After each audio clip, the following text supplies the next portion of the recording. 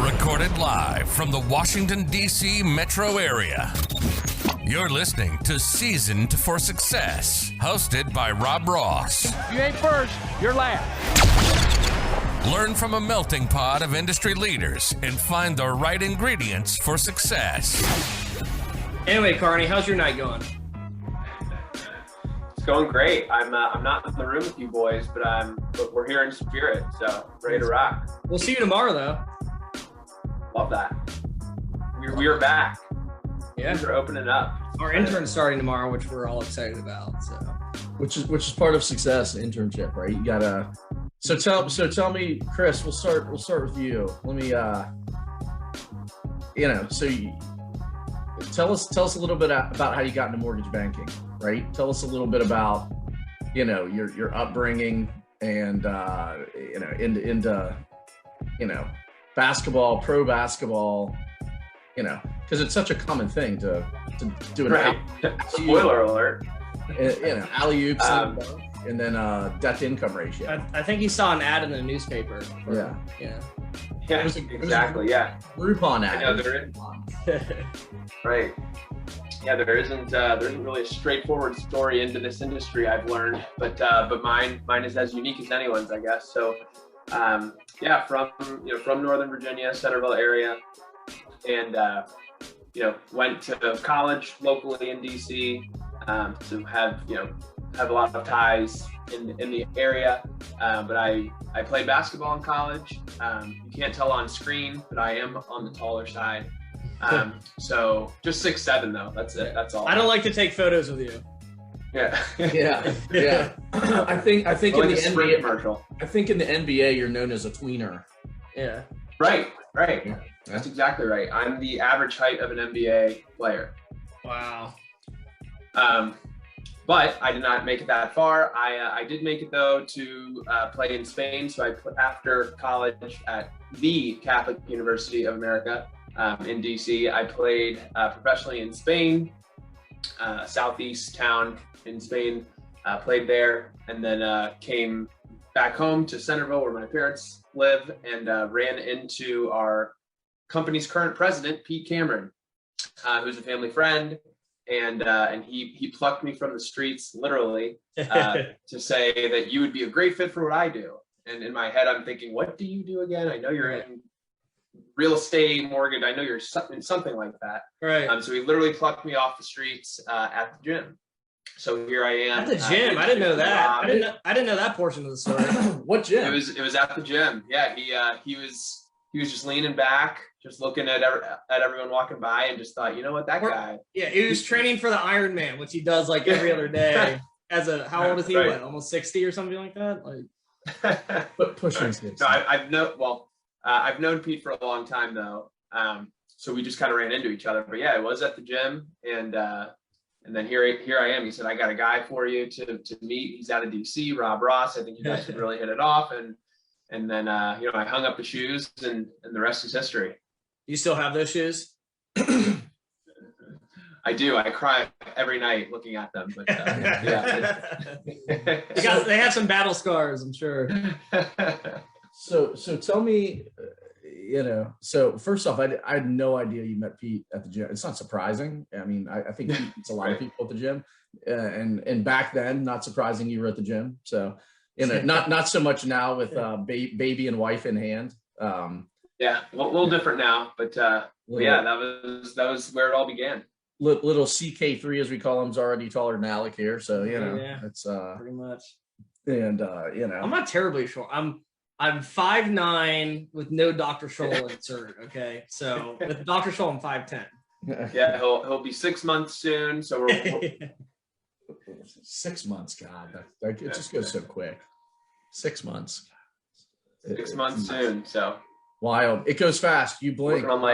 Robbie turns 13 in 9 days. So it goes. Let me tell you, it goes quick. It goes quick. So what? You said going into college, you weren't highly recruited, right? You didn't have D1 offers, right? Right. Yeah. Just walk-on spots. So different D1 schools said that I could come in as a preferred walk-on. Okay. Which just wasn't to me, that was basically just saying, oh yeah, we don't really want you, but if you want to come, you can. So I wasn't, wasn't really into that. So I wanted, to go somewhere where I was wanted, somewhere where I was going to play. Yeah. And it all signs pointed to Catholic. So it's perfect fit. What makes, off subject, what makes some of these, you'll learn on Season for Success if you start watching these episodes that I'm a giant Mountaineer fan. What makes, like, we have preferred walk-ons every year at WVU, right? And they'll get in the game where we're up by 32 versus, a nobody, and I hate that term, but versus, a lesser school than a Big 12 opponent. And, they'll get the guy in at the end of the game, and the crowd goes nuts, and he takes 1-3 and hits it, and like the place erupts and the fans carry him off the court. And it's such a cool thing to see. But that guy getting carried off the court was probably a hell of a basketball player in high school. I mean, you start reading about these folks that are the walk-ons, and they're leading their high school, they're leading their region with like 35 points a game, and they're like just complete stud basketball players. What makes someone like that? What do you think, Chris, makes someone like that want to go to WVU and ride the pine? Because that's what they're going to do. In a lot of, I'm not saying there's not the story where someone gets injured and they step in and they become a superstar and it happens, but more so often than not, they're riding the pine and that doesn't happen. Right. So, what do you think, what do you think makes someone do that versus go to a smaller school and be able to play and compete? Because I'm a competitive person, and I can tell you, if I had to sit on the sideline and cheer my team on, I would absolutely do that because I'm a good teammate as well. But man, it's so much more fun, I'm sure, being in the game, right? Right. Well, yeah. So the pressure's there too. That's the whole thing. And the funny thing is that coaches are extremely upfront about that. So they're not, pitching a dream to these kids saying, hey, you can come in as a walk-on, but you never know what could happen. You might get in, catch fire, but that's not what they say. It's you're not going to get in. We have scholarship players that are ahead of you that that we have all this time into. So they're very upfront about it. Huh. So the kids that do want to be in that role, they're basically falling in love with the high level D1 dream of, being a D1 basketball player. There's a lot of pride that goes into that. Being in that position. So kids fall in love with that. It's so surprising how many people or how many players in high school that think they're the best thing in the world because they've been told their whole lives that they are, that, they couldn't ever dream of playing Division III or Division II basketball. Like, it just seems like such a step below what they have in their mind of what they're going to do. So there's a lot of that involved in it as well. But I didn't really care about any of that. And I was never supposed to be that good of a player anyway. So just playing in the next level was good enough for me. But a lot of kids, it's either pride or they just want to be in a big school, in a big program. What was your, when you were in college, so you went to Catholic U, what was your aha moment? What was your moment where you finished the game and you kind of, I'm sure you always knew you were good at basketball, but and a great athlete, but what was the moment where you just said, holy shit, I'm really good. Like, and actually I think I'm going to keep getting better. Like this is, I can't wait to lace them up and get back on the court. Like, what was your breakout moment?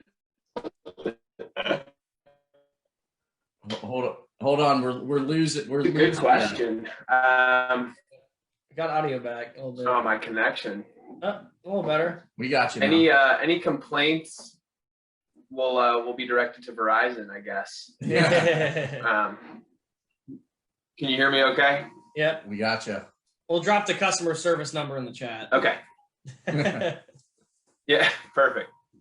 Well, no, I mean, to answer the question, it's kind of funny because I was very, very much a late bloomer.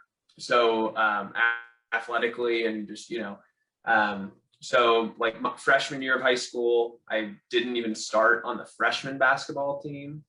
I didn't play JV or varsity.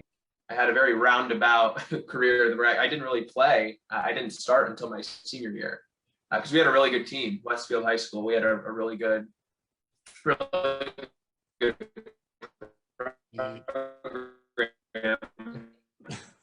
That sounds extraterrestrial. So I just didn't, there were so many better guys. Hey, CK, I think your baby monitors in and senior. I think your baby monitors in here. Oh my God. Why it's doing this? What kind of fiber optics does Joe Rogan have? I want to know what he has. Aren't you like 7 blocks from the White House? Yeah. Oh my goodness. Man. I was really getting into the story. I was too. My palms are sweating. Yeah. So we got Westfield High School, awesome basketball. You didn't start team. until your senior year because you had a great team. And then your senior year, did you come into the year as the known best player on the team? No, I didn't. We had another teammate of mine who he started as a junior, and our coach thought that he was going to be, our go-to guy. Like that's, that was the guy. He had no idea what I would, come into or what I would turn into that year. So yeah, no, I there were low expectations. I don't think we were expected to finish in the top 3 or so in the conference, but we made the, championship game. And I mean, we had a really good year, 20-win season, all that. But yeah, then, I ended up, getting some accolades that, got me some looks for the next level. And then college. Funny enough, it was a little bit of a similar story where, freshman, sophomore year, we're kind of learning, big learning curves for me. And then, junior year, kind of a slow start, but it started to come together towards the end. And then senior year just, exploded. So for whatever reason, in freshman, in high school and in college, I needed 3 solid years just to rev up and really get my feet under me before I took off. Well, ironically, it feels like the mortgage industry. I was just going to say that. It feels like the mortgage industry for everyone. I was just going to make that correlation. Not just right. you, because you killed it out of the gate in the mortgage industry, and just as Alec has, but killing it out of the gate in the mortgage industry still takes you 3 years to really hit your stride. Yeah. So maybe you already seem like a good dad 6 months in, but maybe you're going to be the rock star dad in 3 years. So wait till that kid turns 4. Yeah, that kid's not going to have any CK3 has no idea what type his dad is until he turns 4 years old. That's it. So what what was your work ethic like? Like, do you feel, were you the first one in, last one out of the gym? Were you middle of the pack? Did you feel like you put in the extra reps? Well, I had to again, because I mean, and a lot of people say, oh, you're 6'7", you're you have that gift anyway, but I wasn't some crazy talented naturally basketball player. I really worked at it.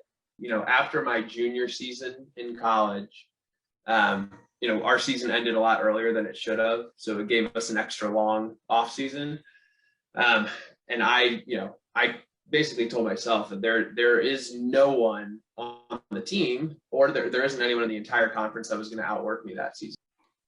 Go to Spain, play basketball. You were there 1 season. Homesick at all? Yeah, for sure. There's definitely some of that.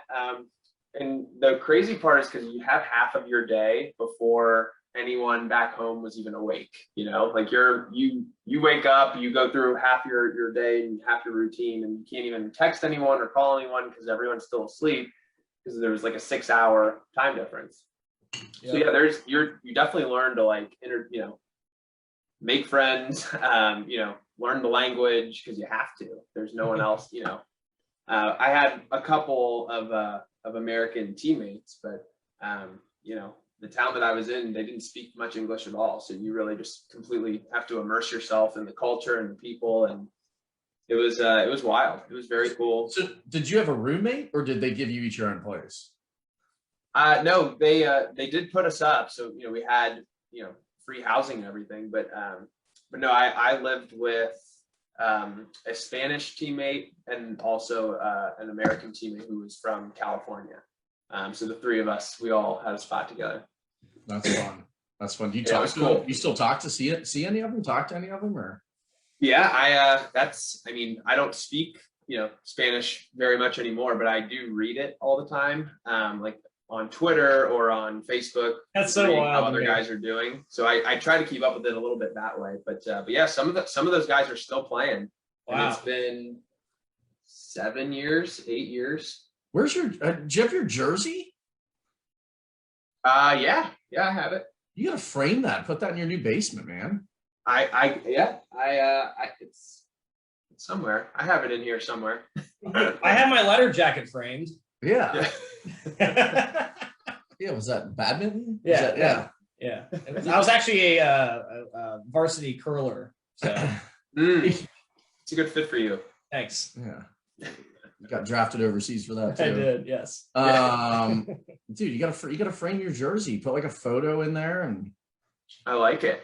get that. That's a good idea. 1,000%. Might have to steal that from you and hook you up for Christmas. I just had the pleasure of seeing Kearney's new place, which was awesome for your birthday and CK3's baptism. It was like too many events in one. It was almost overwhelming. But yeah, dude, the man cave in the basement is money. Got the nice 70-inch. You got the little wet bar down there. You got to be ready for everything, but it's a very fine line to cross between a man cave and a shrine to yourself. So you don't want to. It's a very fine line. I'm figuring that out still. So I don't want too many pictures of me in there. Well, I did steal a picture that was hung up, and it's actually in my office of you stuffing someone. Oh yeah, I Yeah. did see that. Yeah. So That's awesome. little piece of Kearney in the home office. So fast forward, come back home, lifting at the gym, see Pete Cameron. He introduces you to me. Your first year in the mortgage business, you weren't necessarily part of the Ross group. I was just your branch manager in DC.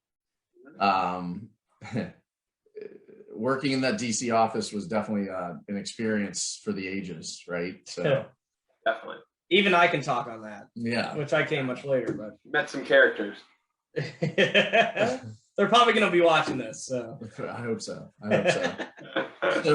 So other than the fact, here's the greatest part. So anyone new to the industry, obviously you don't get an office, right? We were at 14th and K Street, prime real estate in DC, a couple blocks from the White House. awesome office. 12th floor, overlooking K Street. It's prime real estate. Definitely. Not cheap, whatever. $60 a square foot plus, right? Yeah. That might sound cheap. New York City, DC, it's pretty middle of the row, I guess. But but nevertheless, got 12 offices. We had 15 or so people. I told anyone new or anyone producing under 15 or 20 million a year in annualized volume, I said, you're in a cube. You got to be in a cube. Sorry, Keeps you hungry too. Stay hungry. And ironically, fast forward about 15 years of my career, I was in a cube, I was in a closet, I was in a conference room. I actually found I worked more efficiently when I didn't have a big fancy office. So, but we put Chris in this cube in the back. We being me, I guess. I put Chris in this cube in the back, and he literally, I felt like his knees were in his throat because it was like this much space. Yeah. It was like There was no depth. It was like a mini Volkswagen clown car with like 50 people getting out of it, and Chris was in the back. I mean, you. He's like typing on his knees. Like this. Yeah, exactly. So, but you went through the mortgage. You went through a course. You learned the mortgage lingo. You learned from some of coworkers walking down the hallways and going through all that. And then tell me, where do you feel, because you just did 60 million this year. That's top 1% in the nation, right? Crazy numbers. 60 plus million is insanity. I mean, 30 plus million is insane. 60 plus million is through the roof. Where did it start clicking for you? And kind of the interesting part, as these two guys know, I'm 42. I've done it 20 years. I'm still waiting for it to click, right? And I say that in a funny way because, as you guys know, when you're in sales, driving force is really never being content. And not being content it doesn't mean you're not happy. Like I don't want people to get confused. You can be happy. You can be happy that you're working hard. You can be happy that you have your health. You can be happy that you have a job, especially your health. If you don't have your health, you don't have anything, right? So you can't work if you're not healthy. But at what point do you feel like it clicked where you're like, okay, this can be a career. Like not only can this be a career, but this can be a great career. This can be a lucrative career. This can be, and hopefully you guys realize this, and on Season for Success here, if you're listening, you're gonna realize this in a sales position. The best part about sales too is you call your own hours. Doesn't always feel like that because we work 80 hour weeks, but you call your own hours. If you have to leave, if you have to take off midday to do something, you do it. You just work, you grind in the middle of the night. It's approaching midnight here when we're recording this on a Monday night. So, you do what you have to do to succeed. Was there a point where you were worried? Was there a point, is there a point where you're still worried? Is there, tell me a little bit about that. Constant state of fear. I'm still worried every day a little bit, Yeah, for sure. But I think that's just kind of the nature of sales in general. You're just, you're always looking for the next one. How do you keep it growing? But no, I mean, you jokingly said this, Rob, but like I still wouldn't say it's 100% clicked for me yet. Parts of it, of course, have figuring things out, but going on 7 years in the business, I guess, for myself, which is insane. But yeah, you just, it's piece by piece, and it really, this is kind of where basketball translated for me very well. I think here is that there's always someone better than you, or there's always something to work towards. No matter how good you're doing, there's always somebody that's just like that much better than you, and it drives you nuts, and it keeps you up at night, and it just makes you want to work that much harder. So that's absolutely helped me here. The first couple of years, you just, it's kind of flopping around trying to figure out what all the acronyms meant. And now it's kind of, you're building a foundation and actually, figuring out how to do certain things. So, yeah, I mean, it's still very much a work in progress for sure, but I think that's kind of always going to be the case. And I preach all the time. It's if you ever think you have it figured out, that's when you're probably in trouble, right? Yeah, that's when you're probably in trouble. The moment you actually think you have it figured out and you take your foot off the gas. I've watched it. I've watched a lot of sales folks in my industry, in our industry, for a long time, where they have one good month, they kill it. It's like it's all of a sudden it's the first of the next month. It's golf. It's buying a Rolex. It's doing all this stuff, and not that you can't buy a Rolex, but but doing all this stuff, and it just falls off. It falls off. And Well, it's just constant roller coaster like this, right? And in sales, it's everyone's goal is how are you as high as possible, and then plateauing and staying there. But you really can't plateau because you're still going to have ups and downs. It's still ebbs and flows. It's still, in mortgage, it's still market rate sensitive. If you have a refinance, which we just, 2020 through COVID here, and we're not out of COVID, not out of the woods yet by any stretch, right? But I mean, we're not wearing a mask right now, so I guess that means something. I think if you were sitting here 6 months ago, I think we'd both be getting our temperature checked. So we've made some progress here. So we're already in a better spot. But I mean, no one could have predicted 2020 in our industry was just a complete boom.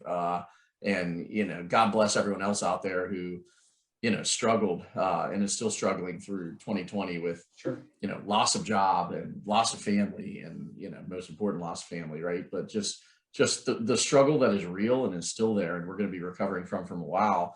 And I feel kind of guilty, right? And I have felt guilty at times through 2020, where our business in essence tripled for most people. I would say the average loan officer nationwide, their business probably doubled, and I would say some really good ones, it tripled. And that's kind of where we saw it as a team. And it humbles you. It makes you appreciate what you have.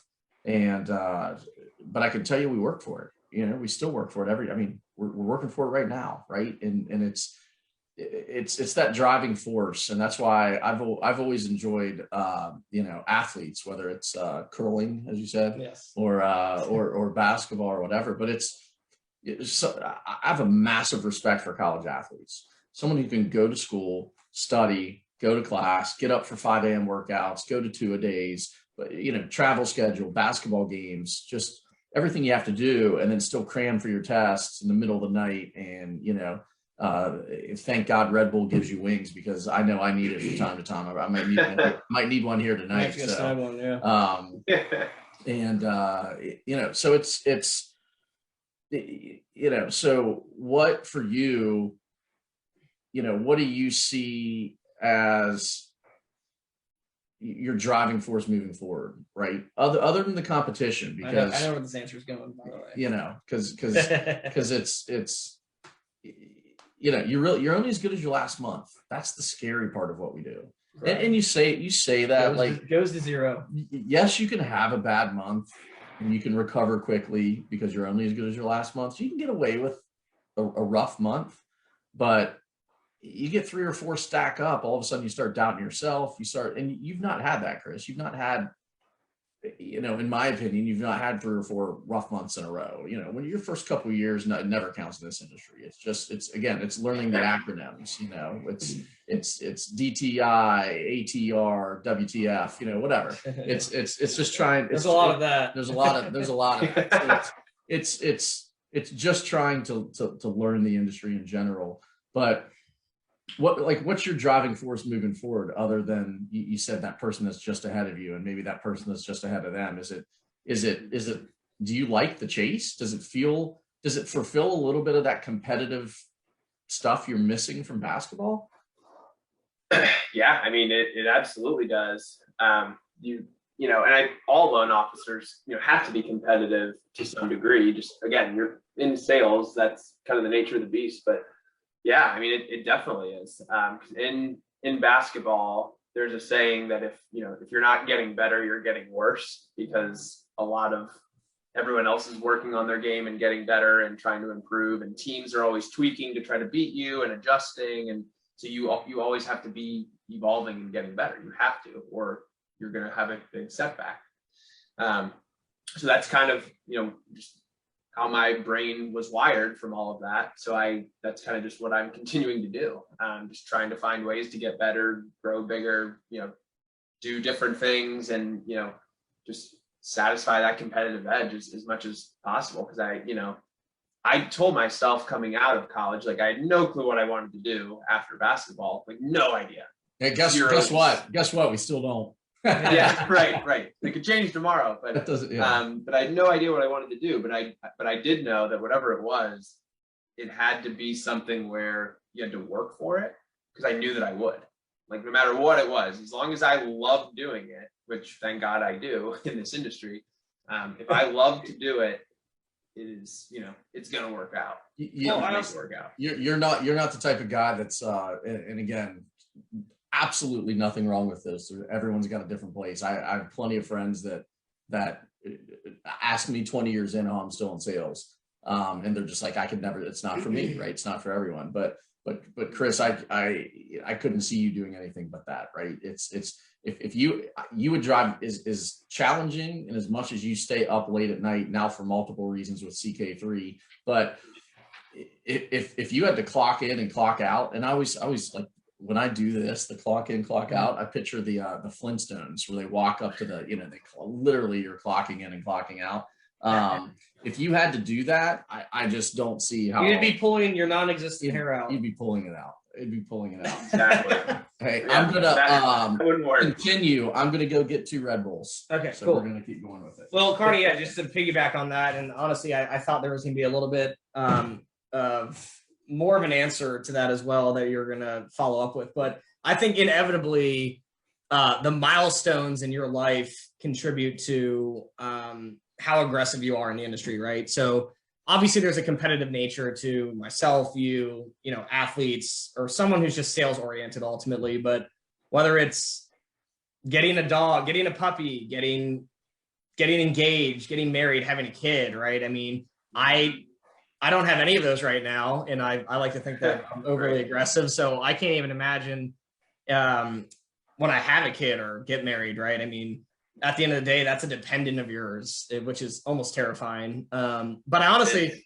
you've always been overly aggressive, and that's the Rob Ross University and Hard Knock School, right? But I also think you're wired that way. We're all wired that way. Yeah. But seeing you after having a kid, especially, it's, oh my goodness. You always think that you're working as hard as you can. Yeah, you until add then, another, right? Yeah. You add a kid, you add a wife, you add different things along the way, and you find other ways to work harder. And so, that's absolutely the case. It's deep in the archives was this. Found the Red Bull. I had to go on a. How old are these? These things never expire. I don't know. Yeah, it's like Chernobyl in a can. So I had to go on a 2 refrigerator search for these. So, but we're. Well, I was just telling Chris when he said that obviously sports played a major role in, how he operates as a loan officer and being competitive and trying to be better than the next person. But it's also milestones in your life, right? I mean, it's getting the puppy, it's getting engaged, it's having a kid, like that all ultimately contributes. And like I told him, like at least I know how I am, I know how you are, man, how Chris is. We're all wired in that competitive nature, and we want to do better every month and beat everyone else out. But I think that inevitably contributes, right? Oh yeah. So, but I was telling Chris, I have none of those. I didn't get a puppy like Kearney. I haven't been engaged yet, and I don't have a kid. So maybe somewhere in Spain I do. I don't know. Yeah. That's Chris. He's the one that played. He's the one that played. Actually, maybe Germany. I spent some time in Munich and Cologne. So. You have a good beard for it. So yes, exactly. Yeah. That's so I think part of your next step, my competitive nature sees you training some other folks, hiring some people, bringing some people in, and passing that torch of knowledge that you have after 7 years, which again, for those not in this industry, 7 years and more, it's like dog years, right? It's 7 years in mortgage is 49. 7 years with Rob Ross in mortgage. Yeah. Yeah. Like dog years. That's an important component to include. No doubt. There's no doubt about it. Because there are other loan officers in the industry that, again, I think you have to work pretty hard and be pretty competitive to succeed in the mortgage industry. But to be and operate at the level that we do, it's 14-hour days. I mean, constant. I take my laptop to wineries on the weekend. It's like my cell phone. Hey, right? so basically what Alec's saying is if you need a pre-approval and a really good interest rate, hit him up on a weekend after about a half a glass of Chardonnay. Yeah, that's fine. That's fine. Yeah. That's a or whether it's a family event or whatever it is, right? No, Doesn't have to be a winery. It's anything. I went axe throwing, which was super awesome, and guess what? Sent out a pre-approval letter right after. So well, cutting those rates in half. I lined that one up. You're welcome for that. I was a layup. That was an alley-oop to Chris. Yeah. There you go. To Chris. Well, whatever you did with your internet there, jump back on, was cleared it out, man. There you go. That's all we needed. That was Just it. had to get all the bad jokes out of the way first. That was it. That was it. So we were grinding along as a team. We had I've always had interns, and we have one that started today with us. So we'll be seeing him tomorrow. And I've always, that boy better buckle up, get ready. But I've always enjoyed interns because I started as an intern in the mortgage industry. That's where I started, and 21 years ago at this point, I was intern for our CEO Ed Dean, and had to have the privilege of working with him for a summer, and then training under him for 6 months. So I know what it's like, and I know how hard it is, and I know if you have a good mentor and you have a good leader, right? I hate the term boss, but if you have a good leader, that's helping you and really enabling you, right? Allowing you to do stuff. An internship is not just about, listen to what I say here, not just about making sure my coffee's hot. You as an intern, you've got to bring your boss, your leader, you got to bring your person some hot coffee. Chris, you don't drink hot. I don't even know. Like, I thought the day CK3 was born, you'd be like crushing a pot of coffee to the face. So I still don't understand how you don't drink coffee. Are you lying? Is it still no coffee? No coffee yet. I'm not ruling it out, but I haven't gotten there yet. But you do like Red Bulls. I'll have a Red Bull for sure. All right, I'm Amazoning a case to your house. Like, literally tonight before I go to bed, we're gonna ship you a case of Red Bull. We'll have a drone drop it off. Jeff, I'm gonna have Bezos drop it off your house. Yeah, you have on speed dial, don't you? Yeah. So, we needed help, Chris. We had a good year. As a team, we had, we cranked through 100 million. We finished 2016 first in the company. We were the top 1% nationally and top 200 nationally. Actually, we were probably in the top 8% in 2016. And yeah, it was top 200 for sure. Yeah, doing well as a team. And the funny part of all this is, I looked at Chris. I said, "Man, how do we grow and not work 80-hour weeks?" Well, what we figured out was how to grow and continue to work 80-hour weeks. So. Go hand in hand. And again, part of this is figuring out work-life balance. And sometimes you don't have it, right? Sometimes it's tough, or it's I always say it's pick two, right? Pick two. And I did this at a sales meeting. I said, do you want to really enjoy time with your family and be a good husband, be a good father, do all those things, be a good boyfriend, be whatever, right? Enjoy time with your friends. You want to be a good person, enjoy that. Do you want to be the best you can at work, just rock star, top 200 in the nation, top 1% in the nation, top 5 at your company, whatever your goals are, top 10 at your company, whatever your goals are, do you want to be that, or do you want to sleep? And every day, 7 days a week, you can pick two. And there are days where sometimes you just crash and you got to pick sleep. It's just like, I don't even think you pick body's sleep. a machine. I was going to say, I don't think I've actually ever picked sleep. I just say it just happens. There's a bumper sticker. I think it said shit happens. Mm. Mine says sleep happens, and it's not chosen. Can't control it. Literally, I just like fall asleep, like sitting at my desk, and I'm out for like 5 hours. It just, you hit complete exhaustion, and you got to catch up. So, and that's the day that I chose sleep and family probably, and work might suffer that day. But thank gosh you got a team, and we can pick up for each rotations. Other. But it's on any given day you can really pick two. There's not enough hours in the day to pick three, right? Mm-hmm. And I've always liked that. So sometimes you have to do that. And everyone's got their own philosophy. And hey, here's the cool part about this is as I go through, we're in episode 1, as I go through episode 10 and 12 and interview different people, I'm hoping people change my mindset. I'm hoping people.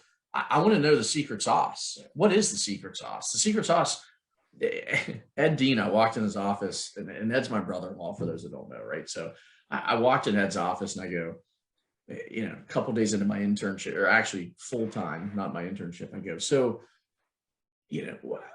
what's the secret sauce? Like, what did you do to get where you are? He was the president of our company at that time. So what did you do to get where you are? Like, I've known you my whole life. I've known you worked hard, but like, how did you get to where you are? And he goes, Robbie, calls me Robbie, right? Not Robbie. He goes, just work harder than everyone else. And I go, yeah. I mean, I got that. I have good work ethic. I always had good work ethic in college and probably not so great in high school. I probably could have had better work ethic in high school. Had a lot of fun with my friends, but probably could have better work ethic, just learning life, right? I really learned that driving force I found in college and as a mountaineer and have continued that through life. But Ed's like, just work harder than everyone else. I'm like, yeah, okay, it's pretty blanket. Yeah, I got that part. I got that. But what else? And he goes, no, I don't think you understand. Just work harder than everyone else. And I sat there. I'm like, no, I got that. But give me something else. And he goes, door's right there. Go work harder than everyone else. And that was it. I walked out. He also said something that has rang true with me. And I think it ultimately applies to everyone, is if, in the mortgage industry, especially, if you can't be good, be there, but be both, right? Yeah. Well, that's what I said back. He goes, if you can't be good, be there. And I go, wasn't it better to be good? And yeah. And he goes, yeah, but if you're so young and you can't be good, he goes, just be there. But it all circles back to the availability as a loan officer and the customer service and having your phone on you all the time and picking up your phone. I mean, that's being there. I mean, being that's there. it. Chamber of Commerce event, BNI, BNI Business Network International, networking groups. Yeah. Happy hours. Thank God for some happy hours sometimes, right? We need those. But when you're doing happy hours with coworkers and real estate agents or referral sources, it's huge. So, so we needed help. Long story short, right? I went down a rabbit hole there, which we do all. There's so much substance. So much substance. A lot of rabbit holes. So looking at that, Chris, we needed help, and so it was time for an intern. So, along came this freshly shaven, no beard, young kid. Did I not have a beard? You did not when you first started.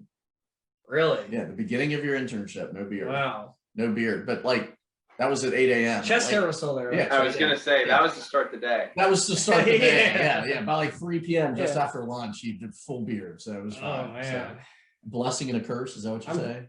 Pretty much. Yeah. It's Well, I could tell you this. I can't grow a beard. I'm I always say I'm like Johnny Depp on meth. That's what I say. I can't.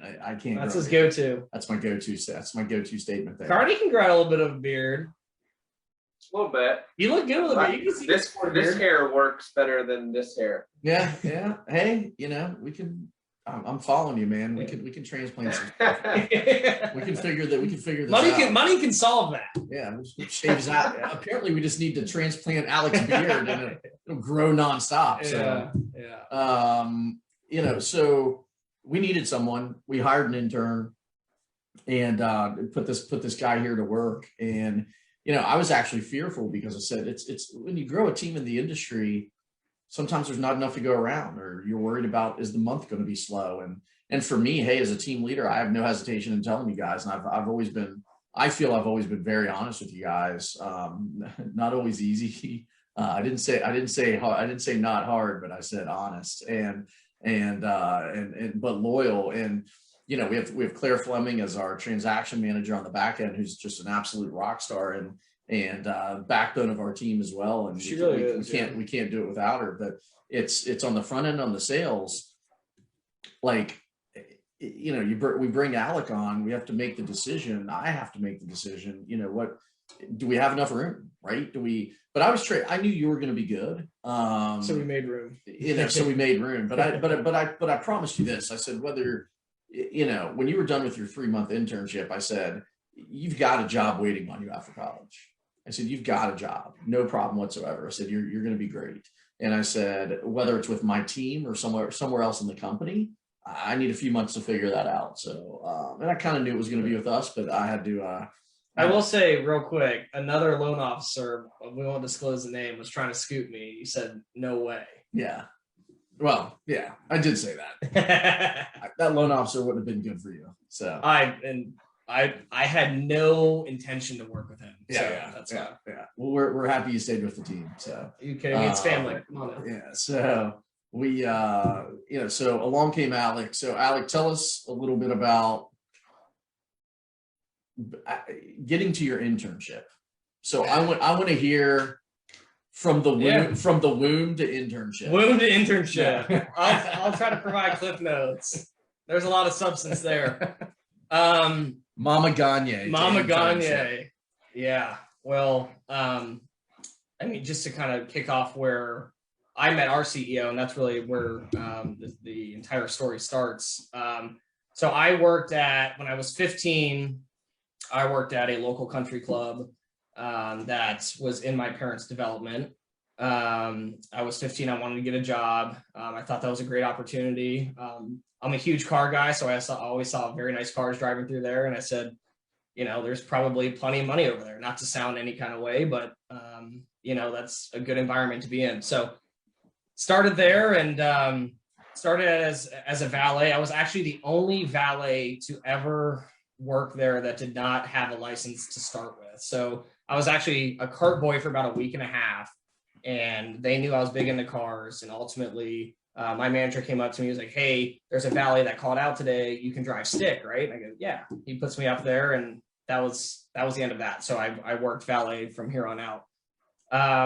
Worked there for about 4 years. And long story short, that's how I met our CEO, Ed Dean. But hold on. So worked there for 4.5 years while going to school? While going to school, yeah. So obviously I was 15 and in high school. I went to but just during the summers because you didn't year round. So okay. Year round. I went to Bishop O'Connell. Okay. I played varsity soccer there.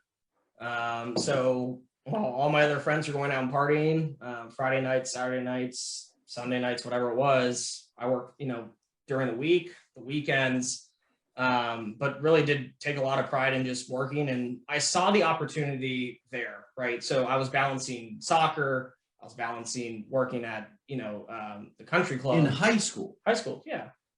Okay. Yeah. So parking cars, country club, varsity soccer, and school, all in high school. All in high school. Okay. But ultimately, what rang true there was just honestly, what I saw was all these very successful businessmen, and I saw really the opportunity and it's as simple as this. It's just knowing their first and last name, acting like you care, and obviously caring, but also just, getting to know who their family is. Caring to a point. You can only care so much. Yeah, but understanding, and the biggest part of working there was honestly getting their car out before they were even up there. So there were instances where they were downstairs eating dinner, and I would go peek my head down there. They were signing their check. I would run upstairs. Their car would be on. Heated seats would be on. Everything. It's just going the extra mile, right? And that's something that Ed Dean really saw and offered an internship. So you had his car ready, huh? Car ready to go. When he wasn't having a private driver driving the car. Yeah, actually, I was gonna say with Ed likes his cars just like you. So I think with his fleet, I think he probably went and got Ed's car ready when he was halfway done with his dinner. It wasn't Ferris Bueller, but took it for a couple laps. And, and then brought it up. So yeah, like, man, this engine's really warmed up. So yeah. So okay, so did that. So were you still valeting and working at the club when you went to Liberty University, which is in Lynchburg. Yeah. So but you lived in Lynchburg for what, 3 years? Not 3 years, no. So actually when I actually went to Nova while I was working at the country club and did that, honestly, I didn't really take it too seriously at the time, to be quite honest with you. I was really focused on work. Once I graduated high school, I really put a lot of time into working at the country club and trying to scale my network and my Rolodex there and getting to know everyone and trying to build a network. And that's really what I focused on. So after that, I actually went down to JMU in Harrisonburg, lived down there for 2 years. I was going to school down there. Honestly, getting a little experience of the college life, which was a great time. Don't remember too much of it. Good time. You need that. Yeah, you need that. And honestly, you learn a lot. Honestly, when you I can't even imagine Kearney, who was overseas in Spain and doing all that fun stuff and whatever. But you wouldn't have survived in Morgantown, so don't worry. That's fine. Yeah, no one survives. No one survives in Morgantown. My tolerance has gone up since place. JMU's a fun college town. Yeah. So it is. But went down there, and honestly, from the time that I was working at the country club and really not taking a full load of credits, I was a bit behind. So I actually left JMU, came back home, and I actually went to Liberty Online. So I did Liberty University Online, and the reason I did that was because I was able to take 18 credits every semester, even over the summer. So what that allowed me to do was expedite my college degree and actually graduate on time. Actually, I was a semester late. But on that last semester, I was interning with Rob Ross. So while I was trying to do 18 credits, I was trying to learn the mortgage industry. I was trying to get Rob's coffee. I was trying to do all the above, right? So, dude, coffee was great. Yeah. So no complaints. I've always looked at myself as a hard worker. I think you guys have witnessed that. But I dislike the school portion of it. I wanted to get out in the workforce. I wanted to make money. I wanted to be hungry. I wanted to grind, and I found the quickest way to do it. So, well, that's a prototypical story to becoming a successful mortgage banker, because there's a whole bunch of success. Well, in life in general, there's a lot of people that don't go to college, right? And are massively successful. Sure. But you did it. You went to college. You know, I told you. You actually required me to check that box off. I did require. You know, I knew he had his last semester. I knew he was chopping at the bit to get a job. I know. I was like, You do not get a full-time job offer until you get that degree. So that was my. I wasn't going to let you. Part of that was teaching you how this industry works. And as we say, I wasn't going to let you get to the finish line and not what? Oh, of course not break the ribbon. Yeah. And so we say, you know, I wasn't going to let you get to the finish I was line. going to, irrespective of that. I know. But also, I was overly anxious to get in the mortgage industry, and because I mean, I saw what it can offer. I saw the flexibility, but I also saw how hard you have to work. But I also saw how lucrative it can be, and who you meet, and the networking, and all that. There's nothing wrong with saying I want to make some money, right? And that's part of success is defined. So that's again in many different ways, but it's defined in many different ways. Yeah. And here's the beautiful thing: everyone's opinion of what success is to them is right. Sure. Right. So no one's wrong. No one's ever It's wrong. relevant. It's really. relevant. It's right. If someone's success is, I don't care about being in sales. I want to work 5 hours a day, and I want to go, you know, whatever, do philanthropy work or whatever, like save the manatee, whatever. Yeah. I love manatee. Right. So it tastes great. So, we'll have to cut that part out. No, wait a minute. I'm joking. So, but you know, but whatever you want to do,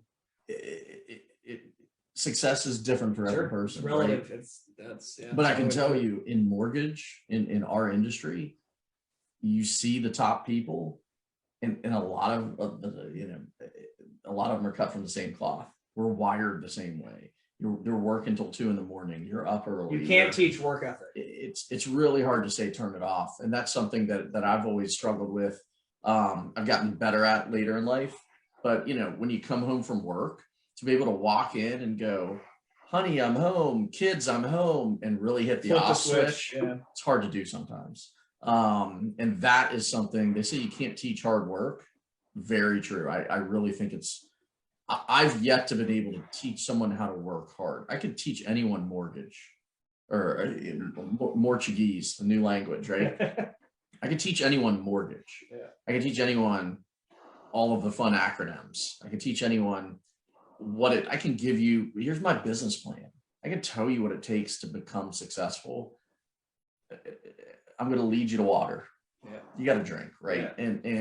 And I've even tried to drink Red Bull, whatever. I've even tried to drink for some people because I wanted them to succeed so much that I even tried to drink in the water. You wanted them to succeed more than they wanted to and sometimes it doesn't work. Right? Yeah. So it's you know, I think it's important to understand that and figure out how you want to get there. So fast forward. So you get a job offer. Yep. We have a fun lunch that day to celebrate. Offer letter in hand. That was awesome. And you know, and the rest is history, as they say. But so fast forward, you're 3.5 years in, including internship, right? Yep. Okay. And excluding internship. Yeah, full time. So my very first internship actually wasn't with you. It was actually with another loan officer at our company. Yes, that's right. And I actually had 2 internships. Was that the summer before? 2 summers before. Okay. So I was 18. My first internship with MVB Mortgage. So you had internship mortgage. Yep. Internship outside of mortgage, and then internship mortgage with me. What was the middle one? My first internship ever was with another member from the country club. It was Strategic Solutions. It was actually like a government contracting firm, which it was just not my cup of tea. Okay. So ultimately, that's when I kind of poked Mr. Dean a little bit and was like, hey, like, what's going on with your company? Like, I would love to get into the financial services industry, honestly, I was looking to be a financial advisor or honestly get into mortgage. I saw that's what I was starting out as, financial advisor. That's what I wanted to do. And I saw that as a financial advisor, I think it ultimately takes a lot longer to build a book of business and see the income reward on that front. I would say it can be for sure. I would say that I saw more of a path to hitting the ground running really, really fast in the mortgage industry and seeing, so which has proven to be true. Which has been great. And honestly, there's tons of things to attribute that to, mainly, the Rob Ross Hard Knock School, which has been a rodeo, which is great. But we're taking new applications. Yeah. So. But yeah, so I actually, to kind of circle back on that story, I had internships with MVB Mortgage, and then my final internship, I heard through Cindy that I would do really well with this guy named Rob Ross, and I had no idea who you were, no clue. So I said, okay, I put that in my mind. Went to school, then I reached out to Ed Dean, and I said, hey, I'm about to graduate here soon. I would love to grab breakfast with you. I've heard great things about Rob Ross. Can you, I know you're an extremely busy individual. Can we carve some time out? And I feel so grateful that he even took time to have breakfast with me, knowing his schedule. I mean, that is outrageous. I'm forever grateful for that. And I just sat with him. I said, hey, I heard really great things about Rob Ross. And it was honestly a pretty quick conversation. He was just like, yeah, I'll get you in with it. That's fine.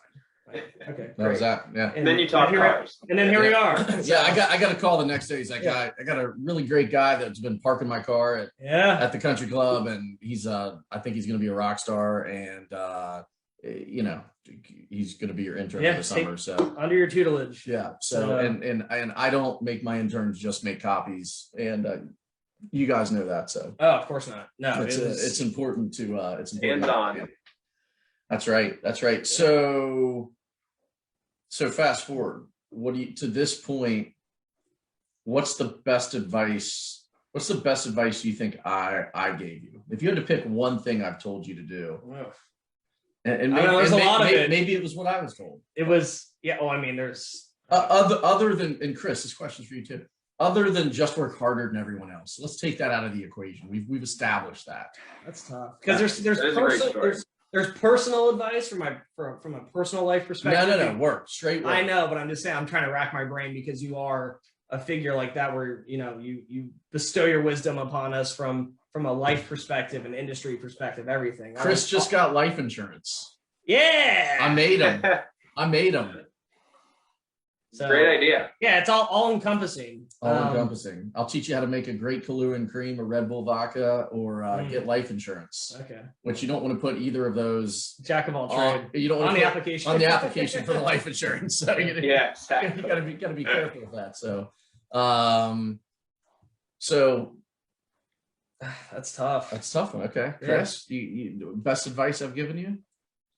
Yeah, I mean, I love the work harder than everyone else story. I think it's hilarious and true at the same time. It is. If you can't be good, be there. Yeah, you've hit all the good ones. All the good ones. Yeah, those are all right. That's fair. Yeah, there's a lot. Definitely a lot of little pieces you learn along the way. So yeah. I always say this one too. Win the day. Right. Oh, it's eat the frog too. That's another good one. There it is. Yeah. So eat the frog. So what is eat the frog? Eat the frog is make the most difficult call of the day first thing. Whether that's a low appraisal call, whether that's someone who's having debt to income ratio challenges. I mean, there's everything in between, right? So that's where you hold the skin tight on one little area and you just rip that Band-Aid Yeah, off. it's true. Eat the frog. Right. I would say that's another very good one. How bad is your day when you know you have to make a challenging call to a client? Well, we got that light. Let's move it here. So it's like, it's like there's an orb in the glass behind me the whole time. So when you have that hanging over, and I've done it. Everyone's done it. This light's gonna drive me nuts. Everyone's done it, right? How bad is it when you know you have this call that you have to make and you're like, I'm gonna call at 9 a.m. and literally you find yourself, it's like 4 p.m. and you finally make that challenging phone call and you realize that all the other stuff you wish you would have done, you either didn't do or like you half-assed it. You just didn't do it. You didn't do it well. And then all of a sudden you make the call. And I'm curious. Okay, so I know what I'm going to say when I make that call. Not to them, but I know I know the result that I always get. So what do you think I'm going to say there? When you make that call, There's a solution. There's a solution. Okay, Chris, Right. is that what you're thinking? There's a solution? Yeah, right. Okay. Yeah. What Don't I ever always call say without a solution. is the call, in my opinion, is never as bad as you build it up to be. Oh, for sure. That's Right. the biggest part that I've learned, and it only took me 20 years to learn it. Is one of my past team members that worked for us, Jamie. She always said, Rob, I got a really challenging call to make. Can you make it? And I used to make some of them, and then I remember I started making her make them. I'm like, you're never going to learn until you make the hard phone calls. And I made you guys do it too. You have thrown me into the. I mean, that's the best way to learn. You have to. And I'd give you some advice on how to handle the call and whatever, but I'd still make you make it. You're still sweating and freaking out as you have to make the call. But the call is never as bad as you build it up to be. Always call with a solution, because there's always a solution. Yeah. And I guess I don't know if you say the last part of it is you have to do it, right? So don't let that's why it's eat the frog. Eat the frog. Get rid of that done. And you can't ever wake up and win the day. I don't remember who I heard that. Sebastian Rivera works for us. Just an amazing loan officer. Beast mode. Man, I'm gonna have to interview him. Like, an amazing individual. He's someone, you know what, Sebastian, if you watch this and hear this, you're going to be a guest, and you're going to be on you my just don't know podcast. it yet. You know it now. You just don't know it yet. But I know you guys would tune in to honestly listen to that. Oh, for sure. Sebastian's dude's just amazing, amazing person, amazing loan officer, and even a better guy, and a better individual. And just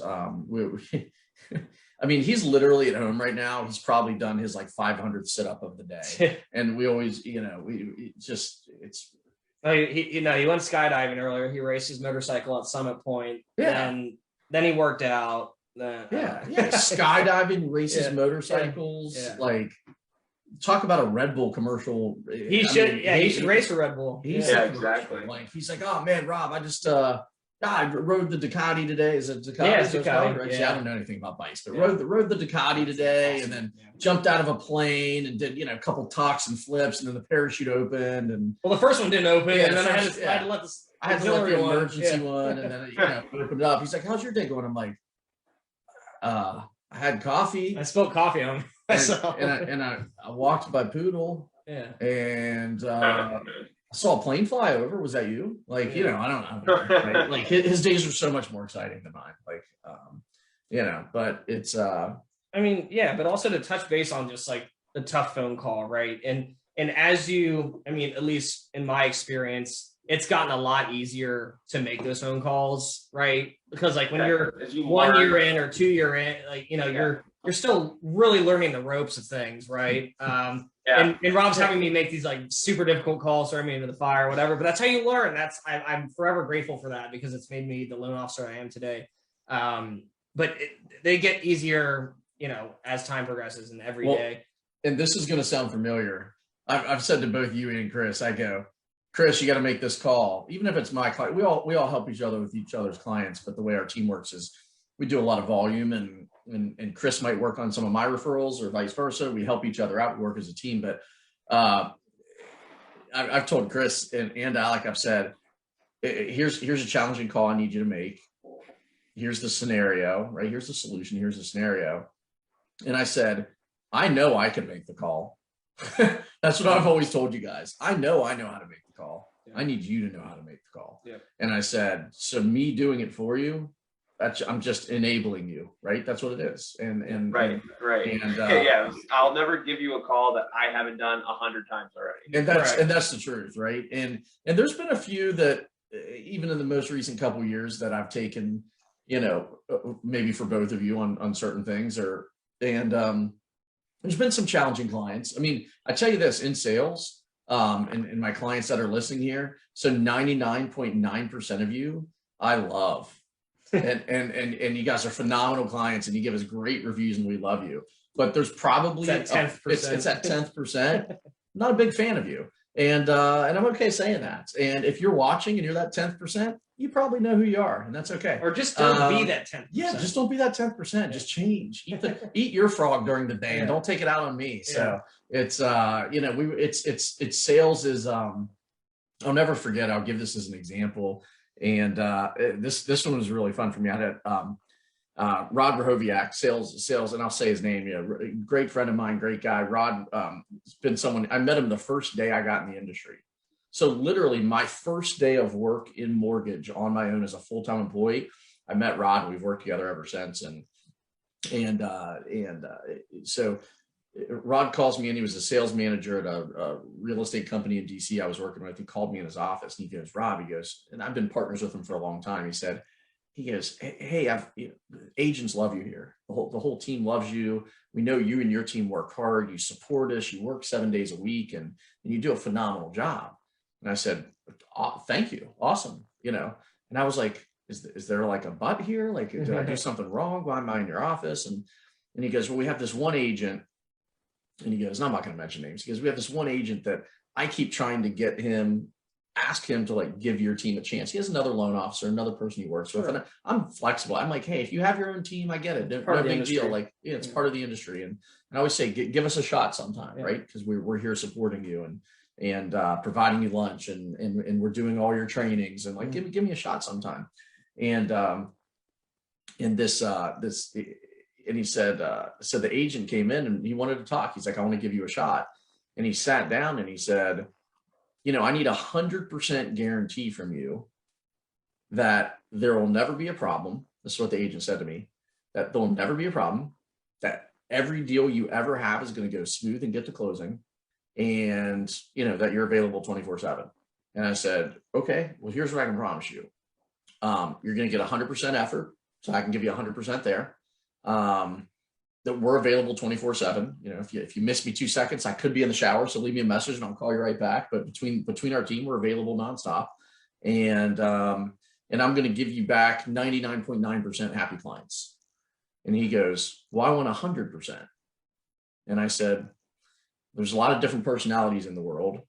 And I've met clients, and by the way, this real estate agent at the time had only been in real estate about 2 years, if that. And I'd been in mortgage. You need to preface the story. I'd already been in mortgage about 15 years.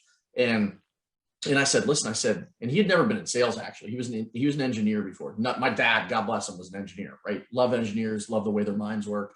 I have an engineering brain in a lot of sense from a process standpoint from my dad, right?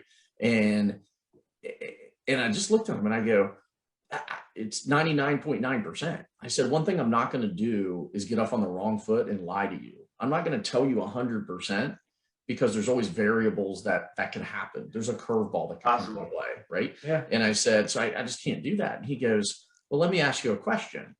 And he goes, when you get on a plane, do you want 100% guarantee your pilot is going to land? I said, that's a ridiculous. And I just said, well, yeah, that would be wonderful. And I said, but last time I checked, there's been a plane crash before. And he kind of, and Rod kind of put his head down and I said, think of it this way. If you want to use a flight analogy, I said, so you've been on a flight, right? And he goes, yeah. And I said, has there ever been turbulence? And he kind of goes, well, yeah. And I said, okay. So what I'm telling you is 99.9% of the time is going to be great. There's that 1/10 of a time that we're going to have a little turbulence. And I said, but one thing I can guarantee you, it's not always the best result. We might be missing some landing gear and a wing might fall off. But we always land the plane. Yeah. Okay. And that's how I ended the conversation. He never gave me a shot. So long story short, I had the best comeback in the world. We always land the plane. Right. That should be our new mantra as the roster. We always land the plane. Right. But if I recall a detail from this story, still never gave me a shot. Yeah. So you can't win them all.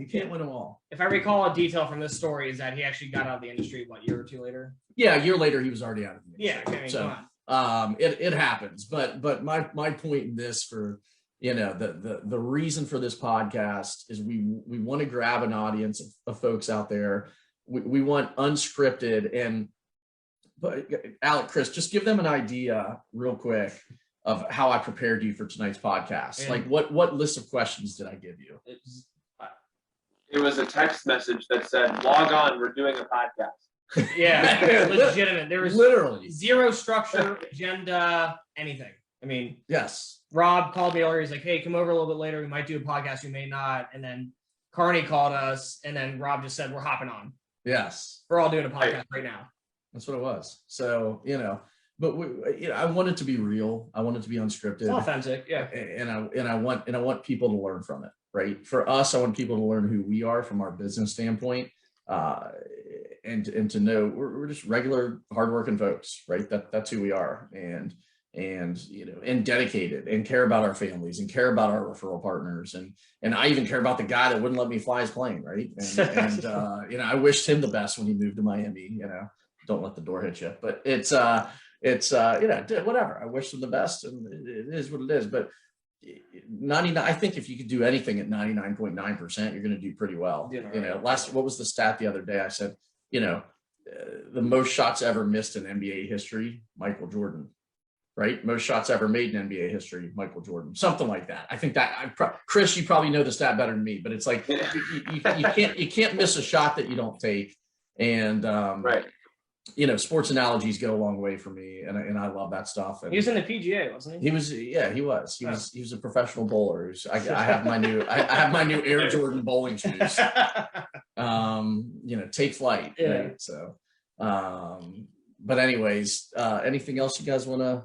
This was awesome. I mean, I had fun, honestly. Like, this is completely unscripted. There's things I learned about Chris Chris, we talk every day. Every day. Constant. Right. Yeah, I learned something new too. Yeah, absolutely. Very fun. I mean, it's fun. I mean, I want to do it again soon, for sure. Yeah. Like, I want to, next guest on here, I want to be on. Like, I want to talk. Well, you're not allowed on with all my guests. Well, come on.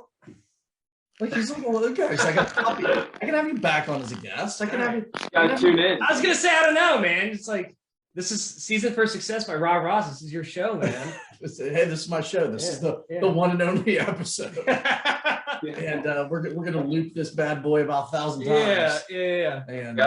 And see where we can grow it out to. But no, we're let's hopefully Zoom says it's still recording, so we'll see what's going on. So. Yeah. But we will. Well, before we record the next one, we're going to send Verizon straight out to DC. We're sending Verizon out the trucks. Yeah. Right here. I got a buddy up in Boston, Tom Colatosti. Tom, I'll forward you this and let you know there's a shout out to you about 2 hours in. And I'm not going to give you the minute. I'm not going to tell you the minute and time. And he's you're going to make him watch it. He literally is one of the highest guys up in Verizon, but I think we did a Zoom call with he and his wife when he was my neighbor down the street here in Ashburn, and they just moved to Boston recently. But we did a Zoom call with a couple couples, and our internet was kind of out on this little internet game night thing through COVID. And he pulled out, we're like, Tom, can't you fix this? And he goes, actually, I have an app on my phone. Pretty sure I can shut down the internet to the East Coast by hitting this. Oh my God. And so I think there's some real stuff out there where people can get kind of like gas prices right now. Yeah, so. He said the entire East Coast, but it was literally just Chris's residence. Yeah, it was Chris's. Yeah. Right on Chris's house. So. Well, we'll thanks, see. Tom. Thanks, Tom. Yeah. So we'll see if someone can edit a little bit of this, and we'll keep a majority of the fun stuff in here. But I appreciate you guys. And here's the funniest part. As soon as I hit end here, I'm pretty sure we're going to jump back onto Microsoft Teams and do a couple things here. So, all right, brother. All right, brother Kearney. I'll see you tomorrow. I will see you tomorrow. Manana. All right. All right. See ya. You've been listening to Seasoned for Success. Bye. Thanks for listening. Bye-bye. We hope you've gotten some useful and practical information from the show, and we'll be back soon. In the meantime, make sure to like, rate, and review. And don't forget to spread the word and follow us on social media. On Facebook at Seasoned for Success and on Twitter at Seasoned Success. Have a good one. Bye. Till next time.